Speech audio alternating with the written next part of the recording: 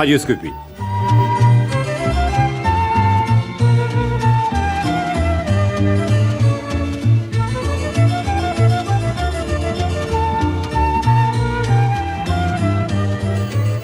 Radioscopie. Catherine Delorme. Jacques Chancel.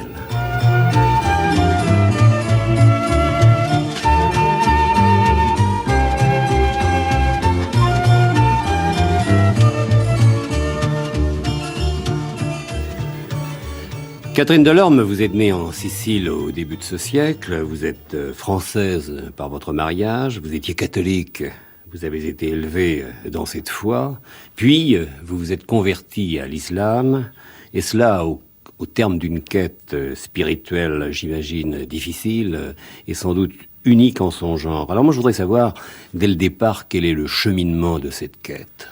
Le cheminement, le point de départ, c'est une parole de la Bible et de l'Évangile, un ordre divin. Dieu dit à ses créatures, Dieu créa l'homme à son image.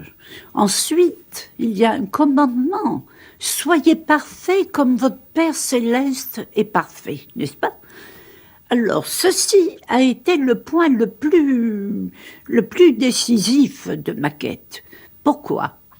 Parce que j'étais douée d'une vision extraordinaire.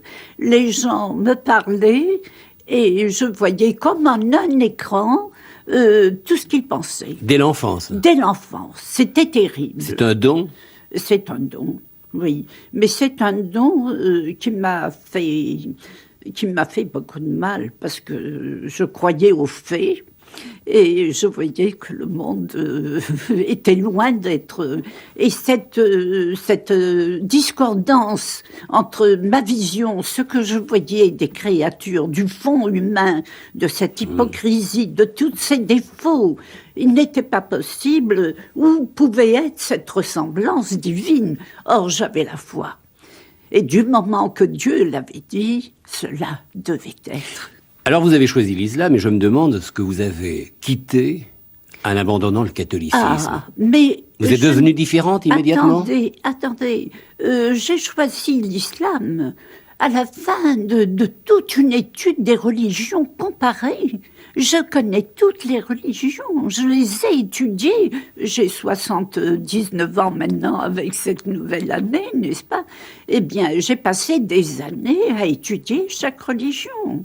Donc vous avez choisi. Alors, donc vous n'avez pas été choisi, vous n'avez pas été appelé. Je pense que j'étais appelée. Parce que j'aimais beaucoup... j'ai toujours aimé Dieu, n'est-ce pas ? Nous l'avons dit, mais j'aimais entendre son nom. Et il n'y avait que dans l'islam, chez le peuple arabe, où j'entendais la vie des Arabes est sacralisée par ce nom de Dieu, n'est-ce pas ?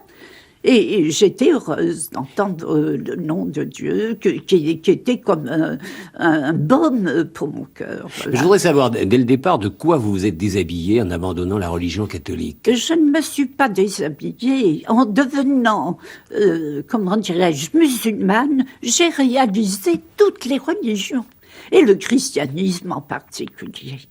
Alors, je voudrais savoir comment vous réalisez aujourd'hui votre vie et comment vous regardez un peu ce qui se passe dans le monde. On parle de religion musulmane, oui, de foi. Je dois dire qu'on est au plein d'un mouvement de fanatisme. C'est ça. Mais oui, nous sommes dans une sorte... Vous savez que chaque fin de siècle dans l'islam doit amener un rénovateur qui régénère, pour ainsi dire, l'islam. Avec, comment s'appelle-t-il, le Shir Abdou, ainsi de suite, l'autre, le principal, je n'ai pas son nom à la mémoire. Mais dans chaque fin de siècle, comme celle-ci, il y a un renouveau de l'islam. C'est normal. Mais vous comprenez ce qui se passe en Iran ? Oui. je comprends. Comment vous l'analysez? Eh bien, je pense, vous savez que le chiisme est une hétérodoxie, n'est-ce pas?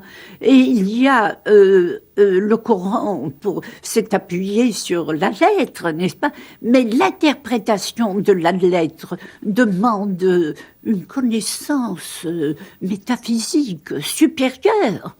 Je pense que les actes ne sont pas en relation avec cela. Vous comprenez? Il y a chaque époque amène l'islam. Il est dit d'ailleurs dans des hadiths, il viendra un temps où l'islam sera comme une braise dans la main. On ne pourra ni la jeter ni la garder. Eh bien, nous atteignons. Nous sommes parvenus à ce moment critique. Alors il y a la braise, mais y aura-t-il le feu, c'est-à-dire la flamme? Oui, évidemment. Il y aura certainement beaucoup de... Vous êtes inquiète? Je ne suis pas tranquille. J'attends, je veille, mais je sais qu'il y a des choses qui se préparent et qui sont... Tout correspond. Voyez-vous, Monsieur Chancel, je pense que l'homme propose, mais Dieu dispose. Toutes les actions des hommes correspondent à un plan divin, le grand architecte dont il est question. L'homme ne se met pas, il croit se mouvoir. En réalité, il est mu. Ça, j'en ai fait l'expérience. Il est mu, mais le grand architecte, parfois, permet ce qu'on pourrait appeler des horreurs. Mais cela dépend de la position, de la perspective dans laquelle on envisage les choses. Le mal, il y a un grand soufi, Ibn Ataïla, qui a dit « Peut-être te prive-t-il en te donnant et te donne-t-il en te privant ». Ce que l'on croit être un mal est souvent la cause d'un bien. Vous avez dû avoir l'occasion de vous en apercevoir. Donc, pour discriminer ces questions importantes, il faut avoir dépassé un niveau horizontal, nous dirons. Il faut monter vers la voie axiale. Donc vous êtes aujourd'hui musulmane, Catherine Delorme, et simplement, je voudrais savoir si vous comprenez, je sais bien que vous ne l'admettez pas, si vous comprenez le fanatisme. Non, c'est l'ignorance. Le fanatisme n'est pas autre chose qu'une ignorance. Et ma foi, c'est ce qui se passe actuellement. Je ne sais pas si vous connaissez Guénon, nous sommes en plein dans le règne de la quantité. Et c'est le signe des temps, c'est le cas de le dire. Alors revenons un peu à vos débuts. Je suis persuadé qu'au début de votre vie, il a dû y avoir quelque part ce que j'appellerais une illumination, une vision mystique. Il y en a eu tout le temps. Oui, mais l'enfant l'a-t-il eu, cette illumination? On est guidé aussi. La famille est un peu responsable. Vous avez vécu quand même dans une forme de berceau. Non, c'est moi qui avais cela en moi. Tout vient de vous? Oui, tout vient de moi. Tout vient de moi. Ma sœur, ma mère se moquaient de moi, même mes petites camarades, parce que j'entendais des voix et je voyais, n'est-ce pas, j'étais un sujet de dérision, de moquerie. Mais cela m'indifférait totalement. Non, ce qui est intéressant, c'est que vous avez étudié toutes les religions, donc vous avez choisi, et l'islam a dû vous toucher sans doute par sa tradition. Oui. Alors est-elle vivante, cette tradition? Oui, elle est essentiellement vivante, et la langue même en est un témoignage. C'est une langue, Massignon a écrit des pages merveilleuses à ce sujet. C'est une langue qui donne le sens réel à la chose, n'est-ce pas? Elle ne le déforme pas, comme dans certaines langues, elle est complète. Vous avez appris la langue arabe? Eh bien, j'ai appris toute seule. Oui, je parle arabe, le dialectal, mais vous savez que le dialectal, avec un lexique soufi que j'ai très complet, me permet de comprendre une conversation soufie, naturellement, pas sur le plan concret, mais une conversation métaphysique ou soufie, abstraite. J'en ai tout le lexique. et surtout ce qu'on appelle une faculté. Il y en a deux qui sont très subtiles, celle de l'odorat et du goût. Qui sont des sens abstraits, n'est-ce pas, qui n'ont rien à voir avec nos facultés physiques concrètes. Alors, Catherine Delorme, vous êtes là devant moi. Je vous appelle Catherine Delorme parce que vous êtes écrivain. Bien sûr. Vous avez écrit d'ailleurs Le Chemin de Dieu, qui est l'itinéraire de votre quête. Oui. Vous êtes là devant moi. Vous avez dit vous-même votre âge tout à l'heure, 79 ans. Vous êtes souriante, épanouie, rayonnante. Alors je me demande si vous n'êtes pas arrivée. À quoi? Et au sommet, au cime. Ça n'a pas de fin. Arriver au sommet, est-ce que Dieu a un sommet? Je vous le demande. Il n'y a pas de limite dans la connaissance. Celui qui dit « je suis arrivé » n'est même pas parti. Parce qu'il n'y a pas de limite. La connaissance, surtout ce sujet, il n'y a pas de fin. Il faut arriver à chaque nouvelle connaissance complètement vide de tout ce qui est antérieur.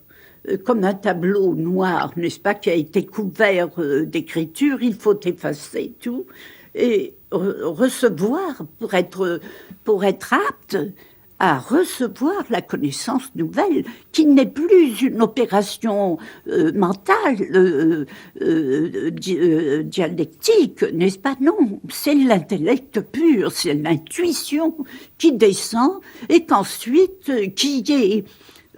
j'en parlais justement ce matin, qui est par une providence merveilleuse, confirmée par une écriture qui vient au moment opportun.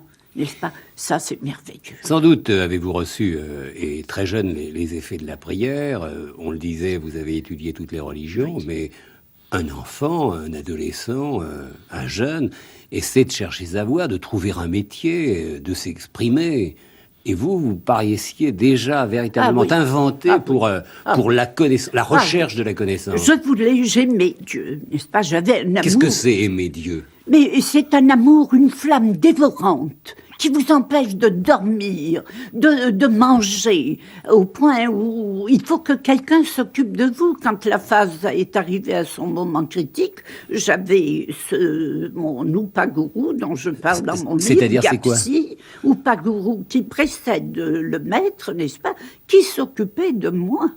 Parce que j'étais littéralement dévorée par un feu, une flamme divine. L'amour de Dieu, n'est-ce pas? Une sorte de délire froid. Mais l'amour de Dieu poussé à ses extrêmes vous fait peut-être de vous une égoïste, un égoïste, parce qu'on peut encore aimer les autres, oui? Oh, comment peut-on aimer les dieux et ne pas aimer les êtres humains? Cela est tellement évident que toutes les personnes qui m'approchent sentent cette force. C'est une énergie. L'amour est une énergie. Le mot a été dégradé, dénaturé. L'amour, cette sorte d'amour, n'est-ce pas? C'est quelque chose d'immense. C'est une énergie. L'Écriture le dit, si vous aviez de la foi, gros comme un grain de sénévé, vous soulèveriez les montagnes, n'est-ce pas? C'est connu. Eh bien, il n'y a pas de foi réelle sans amour. Parce que l'amour transporte les montagnes. Il y a quelques années, on n'osait pas employer ces mots, amour, Dieu. Il y a une dizaine d'années. Aujourd'hui, on les emploie. Mais c'est quelque chose. Notre époque est une... C'était peut-être de la pudeur. Il n'y a pas de pudeur en Dieu. Parce que il n'y a pas tous ces sentiments. C'est la vérité, n'est-ce pas? Et la vérité toute nue. Mais avouez que vous avez de la chance, quand même. Vous êtes une privilégiée. Oui, vous avez trouvé votre chemin. Oui. Alors et comment peut-on le trouver? Je remercie Dieu chaque instant, en me levant, en me couchant, à chaque minute, je remercie Dieu. Je sens. Voulez-vous que je vous dise?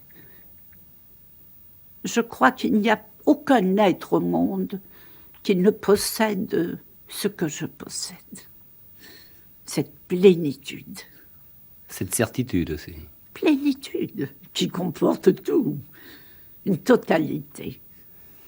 Et cette plénitude, vous l'avez trouvée dans le monde, vous l'avez trouvée en recherche, vous l'avez trouvée en voyage, alors que certaines s'installent vraiment dans une nuit, dans les couvents, dans les monastères, et attendent.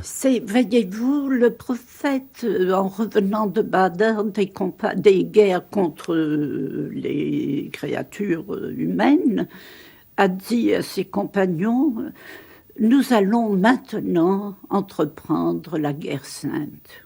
Alors ils lui ont dit, qu'est-ce que c'est que cette guerre sainte? C'est la guerre contre soi-même. Parce que nos ennemis extérieurs, tout ce que vous voyez, c'est une projection, une manifestation de tout ce qui est en nous. Les hindous l'ont dit avec la fameuse Maya, n'est-ce pas? Il n'y a au dehors que ce qui est en vous. Vos ennemis, vos amis, c'est une projection de vous-même. Et Catherine Delorme, tout à l'heure, je disais que sans doute aviez-vous eu dans votre enfance une illumination, et vous me disiez oui, mais sans doute aussi êtes-vous prise à certains moments pour une illuminée, et le mot parfois faisait peur. Or, illuminée, c'est avoir reçu une illumination. Oui. Mais parce que, d'ailleurs, je n'en parle qu'à certaines personnes qui sont aptes à me comprendre. Mais on n'a pas envie de parler avec vous. Les gens ont envie de vous Oui, de mais vous encore rencontrer. faut-il trouver un interlocuteur valable. C'est ce que je disais à Henri Bonnier. Je suis venue à Paris avec le désir de trouver un interlocuteur valable. Qu'appelez-vous interlocuteur valable? Eh bien, c'est pouvoir échanger certaines idées, n'est-ce pas, certains concepts, ou enfin une conversation sur un certain plan. Il y a un dénivellement, il y a quelque chose, et là, c'est évidemment... J'ai eu ce genre de comment dirais-je, interlocuteur valable, mais muet, avec le Karmapa. Nous ne parlions pas. C'était un échange de regards. Des signes. Et on est resté 1 heure. Il y avait un interprète qui était absolument inapte à s'introduire dans cet échange. Il n'y a pas besoin de parole. Le verbe... Mais étant arrivé au-delà même des sommets, avez-vous l'impression d'être encore quand même dans ce monde? Mais bien sûr, j'y suis. Autant qu'on peut l'être en connaissant le sens de cette existence dans ce monde. J'y suis peut-être plus pleinement que la plupart des gens, mais dans des conditions différentes. Moi, je voudrais savoir quelles sont vos expériences, parce qu'il y a eu les signes, il y a eu par exemple les voix intérieures. Alors, quelles voix? Que vous disaient ces voix? Eh bien, elles m'ont toujours prédit ce qui devait être, ce qui devait être fait et ce qui allait advenir. Et elles n'ont jamais menti. Vous aviez quel âge à ce moment-là, lorsque vous avez entendu la première voix? Oh, mais ça a commencé très jeune, à partir de 10 ans. De 10 ans. Vous en parliez à vos parents? Mais j'en parlais plus parce que j'étais considérée comme un peu extravagante, quoi. J'entendais des voix, voilà, c'est Jeanne d'Arc, n'est-ce pas, mes camarades de classe. Mais tout le monde m'aimait quand même. J'avais des amis et d'autres, de temps en temps un ennemi, ce qui était normal. Vous parlez de Jeanne d'Arc, sans doute avez-vous été quand même aiguisé par ce qui s'est passé, même beaucoup. Par Bernadette Soubirous de Lourdes. J'aimais beaucoup, j'ai un tempérament viril, courageux, n'est-ce pas? Je ne suis pas une contemplative, je n'aurais pas pu faire une voix hermétique, enfin fermée, cloîtrée, non. Il me fallait la lutte contre moi-même, contre le monde, me bagarrer, quoi. J'aimais la vie. Et je devais lutter contre moi-même J'avais beaucoup d'ennemis en moi. N'oubliez pas que je suis sicilienne. J'étais jeune, j'étais pas mal. Pas mal, hein? Et je devais me battre contre moi-même. Oui, mais là, j'ai l'impression, Catherine Delorme, que vous avez trahi à certaines occasions.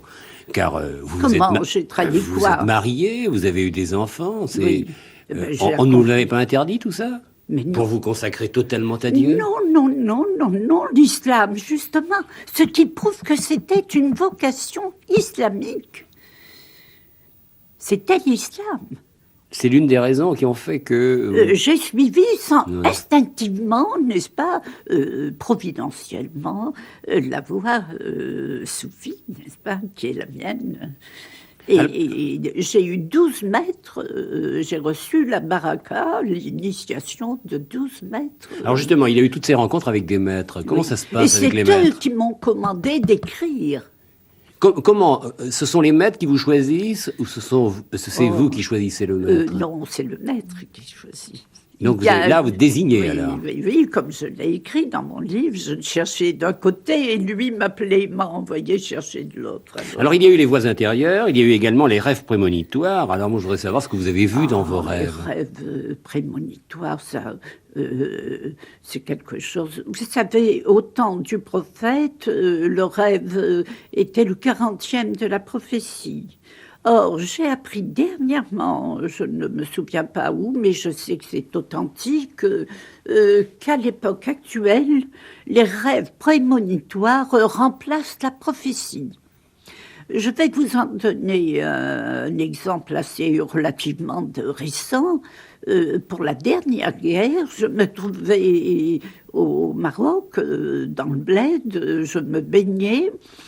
Et je suis une bonne nageuse, et tout d'un coup, au milieu de la rivière, n'est-ce pas, j'ai eu une vision fantastique de la guerre.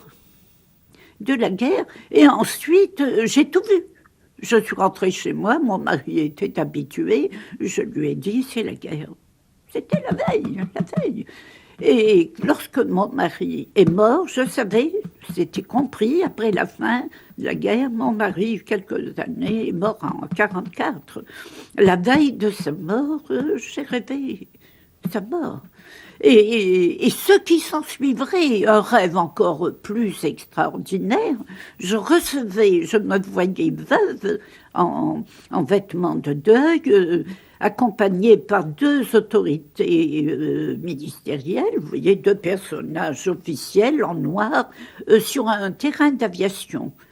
Et j'avais le voile noir, j'étais très, très importante, très digne, très sévère aussi. Je devais prendre un avion et le pays comptait sur moi, je devais sauver le pays. Voilà. Et alors c'était une minute dramatique. On comptait sur moi pour sauver le pays. Et ben, j'ai mis des années à comprendre ce rêve. Alors comment l'expliquez-vous?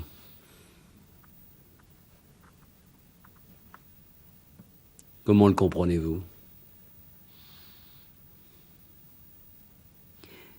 Vous me permettrez de garder le silence, malgré tout le désir que j'ai de vous satisfaire. Voilà. Alors il y a cette vision que vous avez, qui est une vision mystique. Infaillible. Et il y a ce qu'il ne faudrait pas confondre, c'est-à-dire la voyance. Oh, ça n'a rien à voir. Alors justement, cette vision Oui. vous permet de dessiner des paysages, d'inventer des horizons, de rencontrer des personnages. Oui. Mais c'est terriblement dangereux. J'imagine que votre cheminement a été extrême parce qu'on ne sait pas où on va, parce que vous savez où vous y allez. Je sais où je vais. Mais c'est terrible, ça. Je connais, je sais.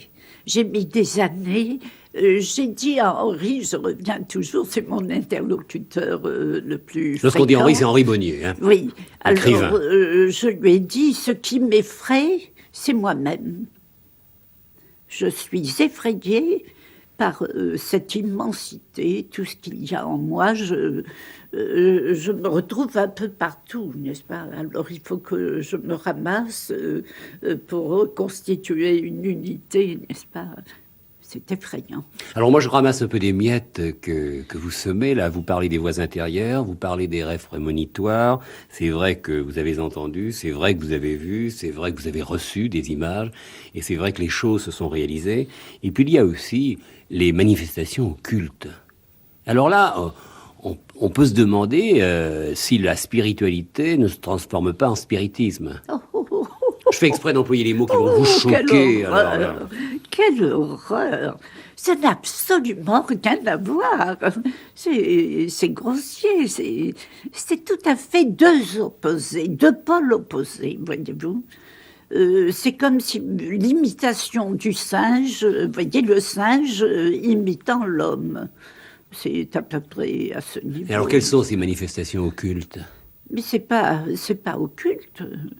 Ce sont des manifestations, c'est une faculté subtile, n'est-ce pas? L'homme existe sur plusieurs plans.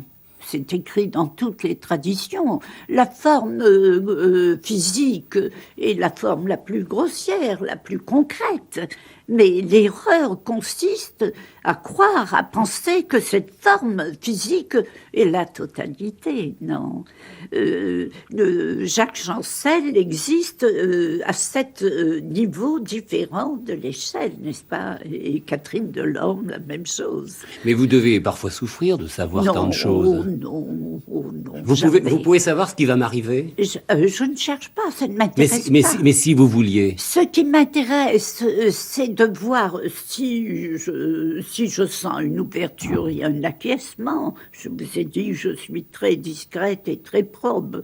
Je pourrais évidemment avoir une ample information, je vous l'ai dit tout à l'heure, n'est-ce pas? Mais je ne me permets pas de le faire sans...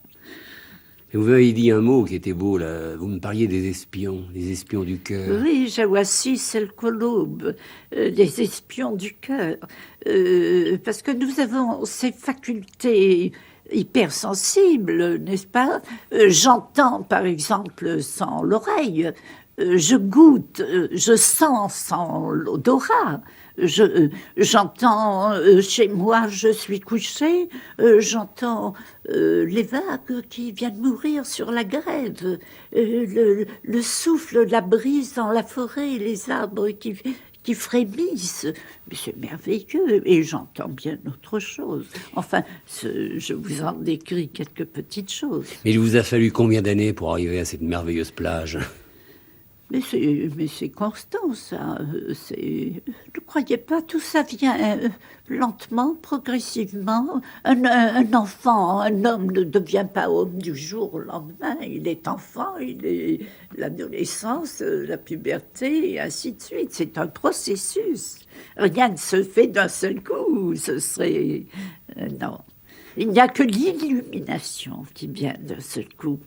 Et l'illumination, il y en a de plusieurs degrés, n'est-ce pas? J'en ai eu une en écoutant une sourate du Coran, la sourate de la miséricorde, lequel des bienfaits de votre Seigneur dénirez-vous? Mais c'est merveilleux. Et là, j'ai eu une grande illumination coranique, n'est-ce pas? Parce que l'importance de l'illumination, c'est le sujet, la matière sur laquelle elle est provoquée, n'est-ce pas? Et l'illumination coranique est très rare. Nous avons parlé à différentes reprises, ou plutôt vous avez parlé du soufisme, je crois. Bon, c'est une ascèse mystique, mais je crois qu'il faudrait quand même un peu préciser ce que c'est. C'est la métaphysique, la transcendance. Or, la plupart des traditions s'arrêtent à l'immanence. Et cette transcendance, il a fallu que je vienne à Paris, ce qui était un cap aussi. Il y a toujours des sommets à franchir, n'est-ce pas? Et là, je n'avais jamais osé m'attaquer à la transcendance. je m'arrêtais à l'immanence et j'étais comblée.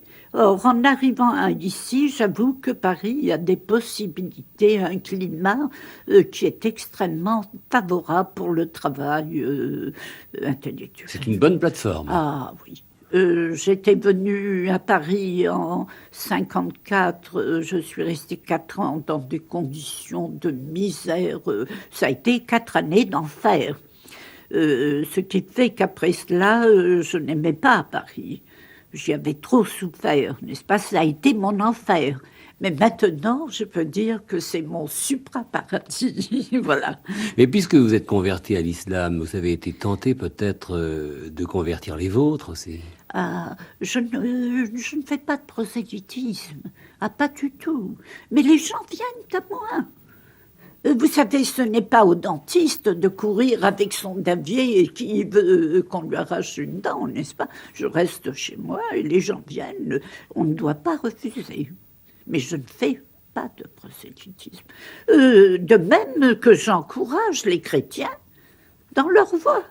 Les hindous, mais je suis en accord avec, je peux avoir une conversation avec un prêtre, je respecterai son terrain, et avec Deshimaru, par exemple, qui est un ami, vous voyez, chacun, je peux parler sa langue, voilà. Mais vous avez choisi le soufisme, enfin, vous avez choisi l'islam, et vous êtes dans le soufisme parce que le soufisme a subi toutes les influences. Il y a l'hindouisme. Non, c'est une erreur. Ah, quand même.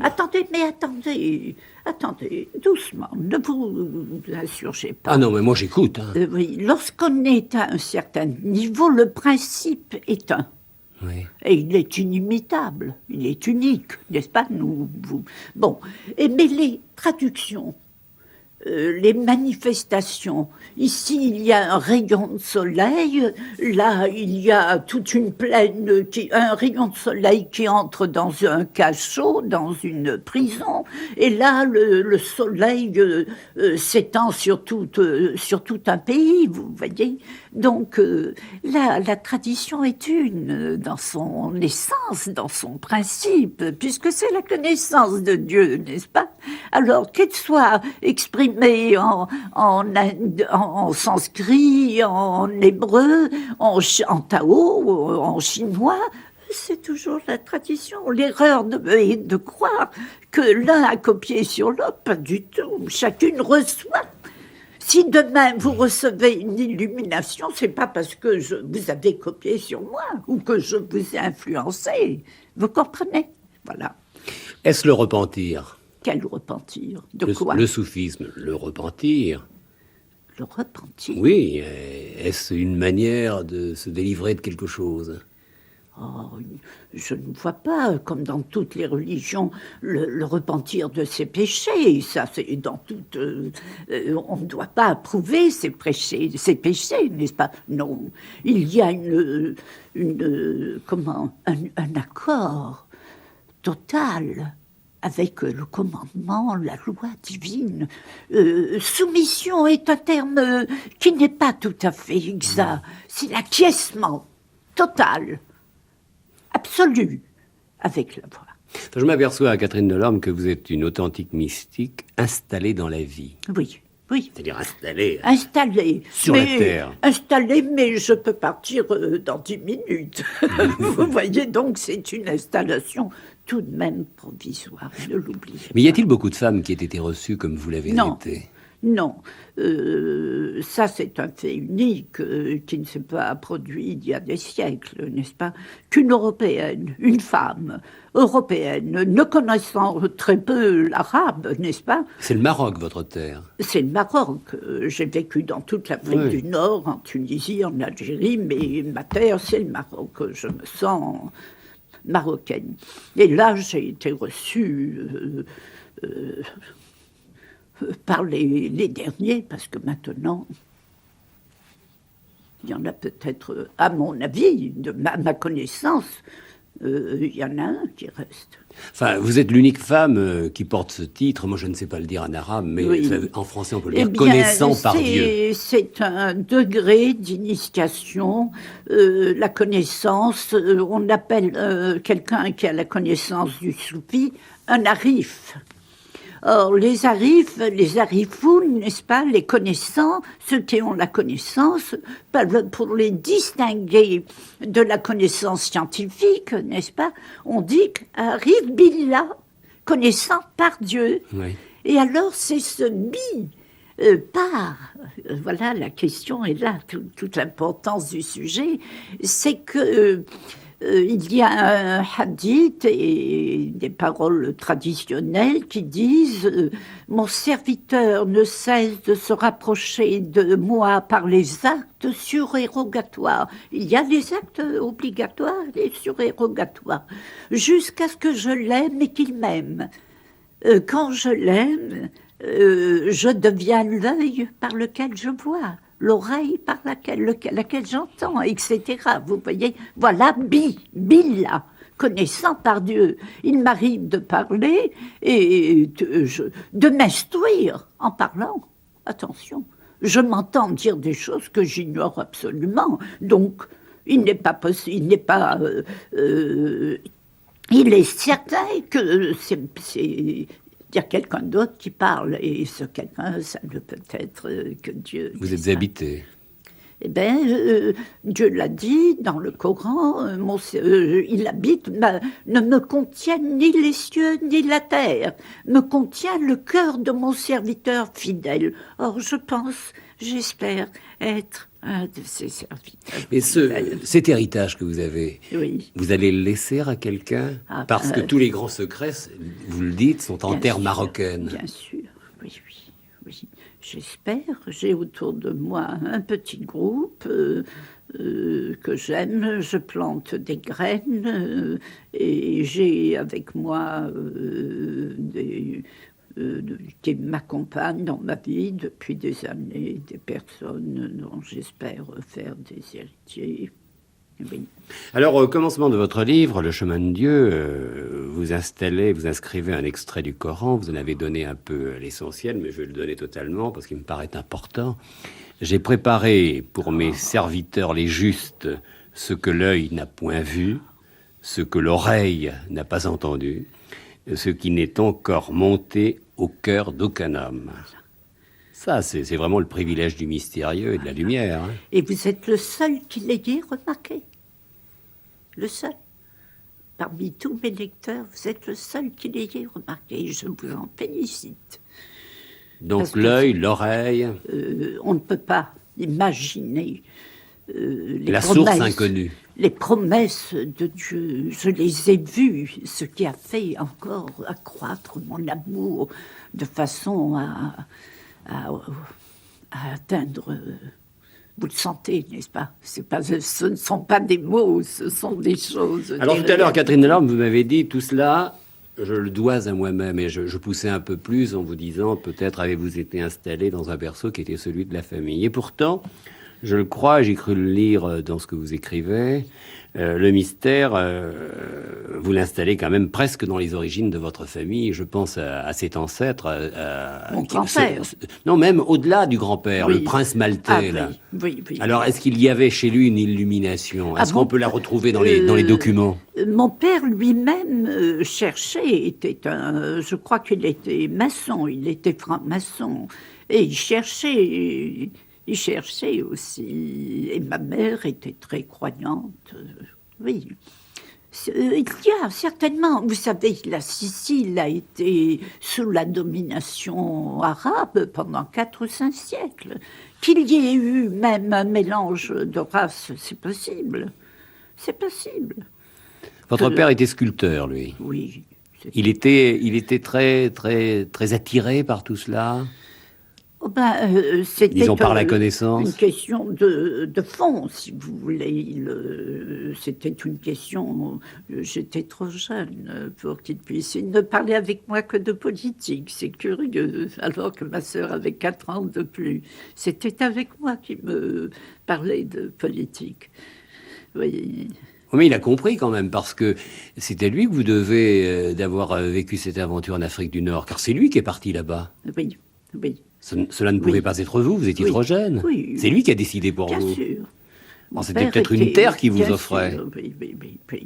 Oui, écoutez, Lorsque Dieu, justement, tout est prévu dans le plan divin. Vous pensez que tout est inscrit? Ma venue en ce monde a été amenée par des concours de circonstances préparés, tout ça. Vous estimez que votre patrie était dans le ciel? Ah oui, je voyais des étoiles, et alors ce qui me tracassait, c'était de retrouver le chemin pour retourner. J'étais une étrangère, ça a été des années. Je ne trouvais pas, je n'ai jamais eu une petite amie dans mon enfance.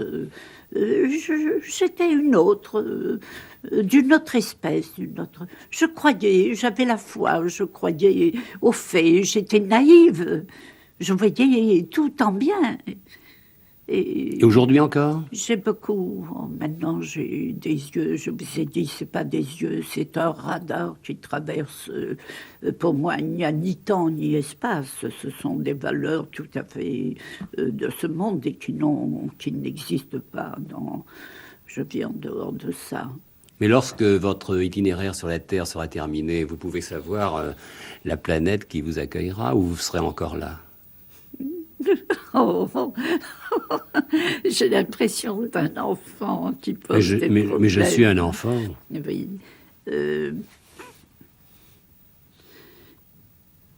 On peut avoir une vision déjà sur ce plan ici de ce qui peut advenir. Oui. Sans savoir, étant déjà ici. C'est immense, cette connaissance n'a pas de limite, je vous en ai parlé, je vous l'ai dit tout à l'heure.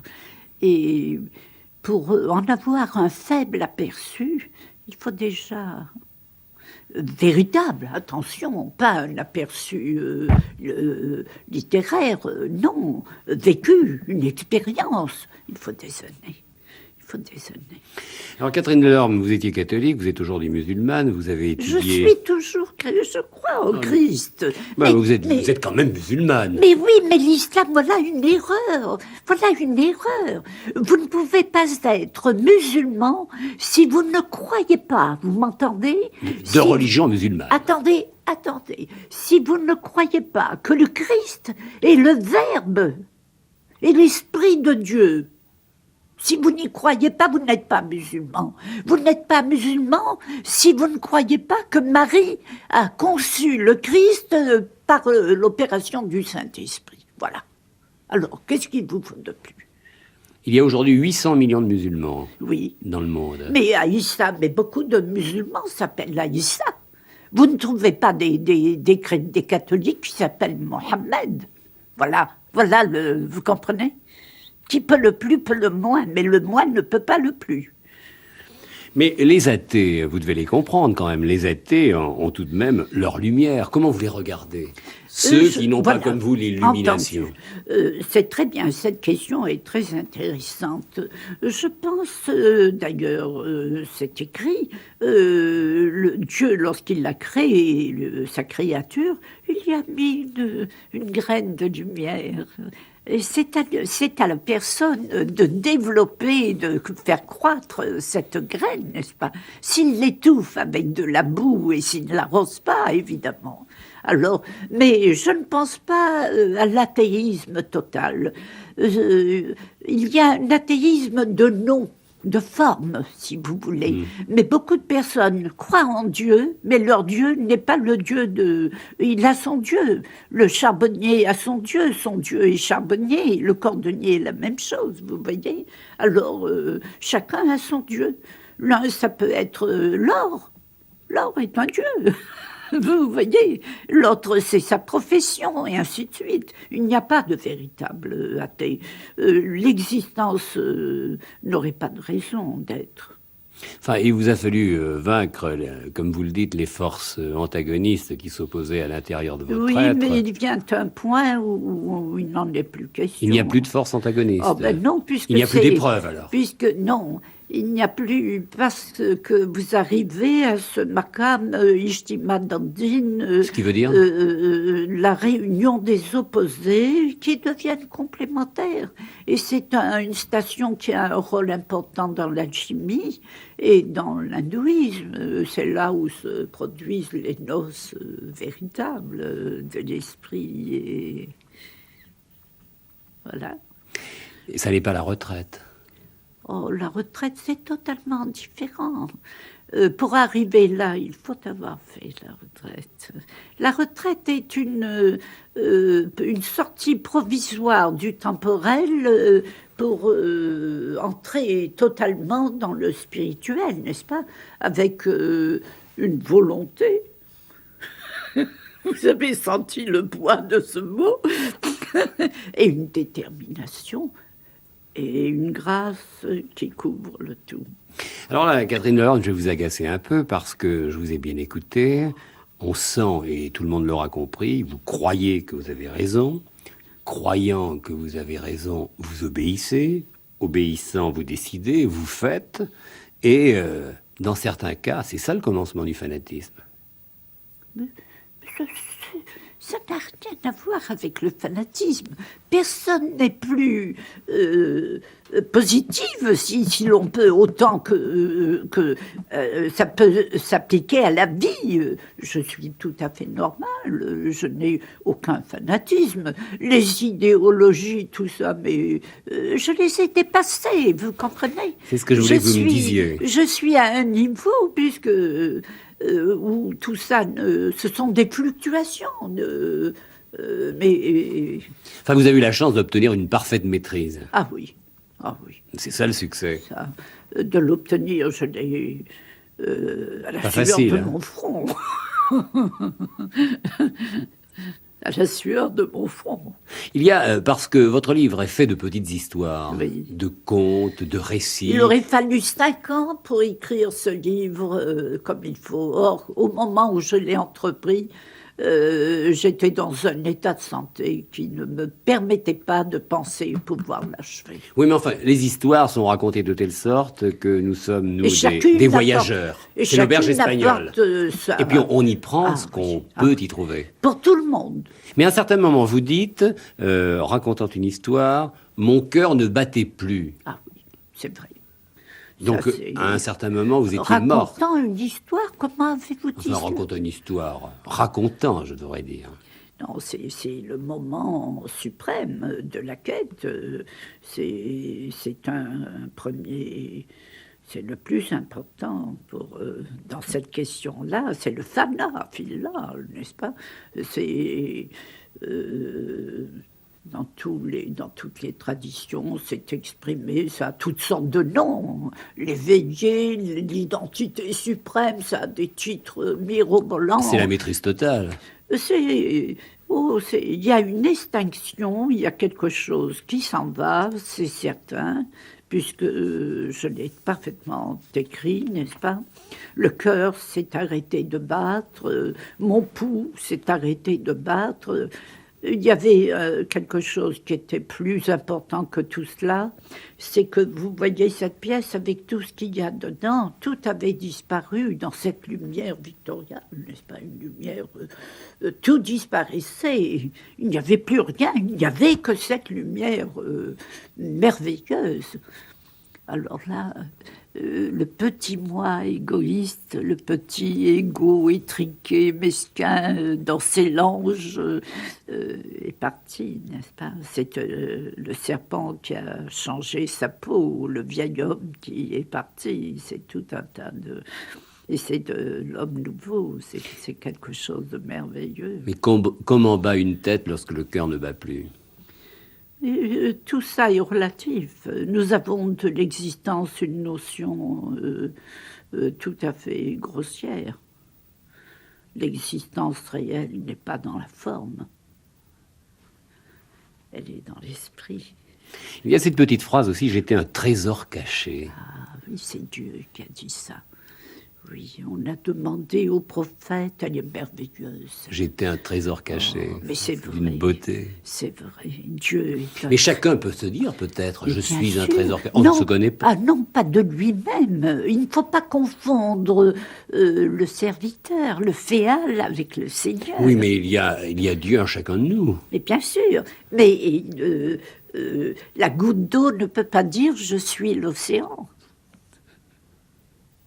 Mais on peut se réjouir, peut-être on peut Elle espérer. peut dire « je suis une goutte d'eau, je fais partie de l'océan, mais je ne suis pas l'océan ». Voilà. Comment vous regardez chaque être, maintenant que... Chaque vous- être est bien... Parce que vous avez fait tous les voyages, voilà, vous. bien sûr. Je ne vois pas Jacques Chancel. Je vois un rayon divin vêtu d'un vêtement qui s'appelle Jacques Chancel. Il n'y a que le vêtement Voilà. qui porte notre nom. Voilà. Ah non, oh attention, oh attention. Le vêtement porte un nom de vêtement, mais celui qui porte le vêtement a un nom aussi. Et là, le secret est là. C'est la connaissance de ce nom. C'est pour cela que dans le Coran, il est dit « Men arafa nefsa, arafa rabba ». Celui qui se connaît lui-même connaît son Seigneur. Mais vous en avez de la chance d'en être là. Oui, oui, et je remercie Dieu à chaque souffle. Ma vie est un remerciement constant. Je me rends compte que j'ai été privilégiée d'une façon rare, exceptionnelle. Et je suis confondue de reconnaissance. Et plus cette grâce est grande, et plus je me sens petite. Vous voyez, il y a en moi deux dimensions. Vous avez compris. Et puis vous êtes tellement enrichie que je me demande si vous êtes encore française. On n'appartient plus à un pays. Je suis turque, je suis chinoise, je suis toutes les... Il n'y a plus de forme. La forme est une limite. Alors, j'ai dépassé les limites. Oui, vous me faites parler, vous êtes comme Henri Bonnier, vous me sortez de mes gonds. Hein. Mais vous avez quand même fait le pèlerinage de la Mecque. Et là, vous avez suivi les autres. Ah oui, mais il fallait, c'est la loi, j'obéis à la loi, je suis une sunnite. Vous comprenez? Ça veut dire, lorsque vous dites je suis une sunnite, ça veut dire je ne suis pas une chiite. Bien sûr. C'est-à-dire vous n'êtes pas une... Je suis orthodoxe, je suis le Coran et la sunna, la tradition, n'est-ce pas, le prophète, les livres de tradition. Je suis orthodoxe. Vous pensez que les ayatollahs en ce moment sont porteurs d'hérésie? Eh bien, tout excès dans ce siècle, il faut une sagesse, et la vie d'un homme est quand même... il y a des connaissances qui devraient... Enfin, je pense que ce n'est pas regardé pour moi. Le point de vue orthodoxe, c'est le Maroc qui tient vraiment le point de vue orthodoxe. Il y a au Maroc, en Égypte aussi, certains, j'ai eu l'occasion de rencontrer des hommes de Dieu, mais c'est très dangereux, voyez-vous, la voie de la métaphysique. C'est parti, de même qu'il y a des partis dans la politique, il y a des partis aussi dans la religion, les schismes, tout un tas, vous connaissez ça, vous avez lu. Eh bien, aussi, là, c'est pour cela, la voie du soufisme authentique, n'est-ce pas, est une voie extrêmement prudente, très sage. Il faut beaucoup de sagesse. Vous savez, je n'ai jamais fait un pas sans avoir assuré l'autre, le premier, n'est-ce pas, avancer, parce que c'est très dangereux. Et je dois rendre une grande justice à Guénon, René Guénon, qui a fait un travail merveilleux et qui m'a aidé, qui m'a dégrossi pendant les premières années. Sans lui, je pense que je n'aurais pas eu à voir ce déblayage. Il a déblayé le passage, n'est-ce pas? Pour l'accomplissement spirituel du soi. Oh oui, c'est un métaphysicien. Pour moi, l'homme du siècle, c'est Guénon. Il n'y en a pas d'autre. Véritable. L'homme du siècle, c'est Guénon. Même pas le pape. Le pape, bien sûr, à son niveau, attention, au niveau religieux, mais non, c'est au-delà, vous voyez. Si, bien sûr, le pape est admirable. Mais tout ça, remarquez la conjonction des opposés, des extrêmes. Vous avez remarqué ça? Et je me trouvais en Amérique avec mon fils qui est là, fils spirituel parce que je n'ai pas d'enfant, eh bien au moment où le pape allait arriver, n'est-ce pas? Oui, j'aime beaucoup le pape. Et puisque le temps et l'espace ne comptent pas pour vous... Non, tout est dans l'éternel présent. Alors quel est l'itinéraire vrai? Il est là. Il est là, vous pointez votre doigt vers le haut. C'est ça, il est là. C'est le chemin de Dieu. Voilà, il n'est pas là, il est là. Merci Catherine Delorme pour rencontrer un peu plus Catherine Delorme. Je crois qu'il faut prendre ce chemin. C'est le titre de son livre qui paraît chez Albin Michel, Le chemin de Dieu. Merci. Demain, nous aurons un autre rendez-vous. Demain, nous ferons un grand reportage, mais cette fois-ci dans le monde, à la rencontre des gens, des pays, des êtres. Et nous ne serons peut-être pas si hauts, oui, mais nous tenterons d'être vrais. Sur le plan concret, c'est le reflet, c'est l'image du miroir. Alors demain, mon invité sera un journaliste, un écrivain, Jean-Claude Guillebaud. À demain, bonsoir.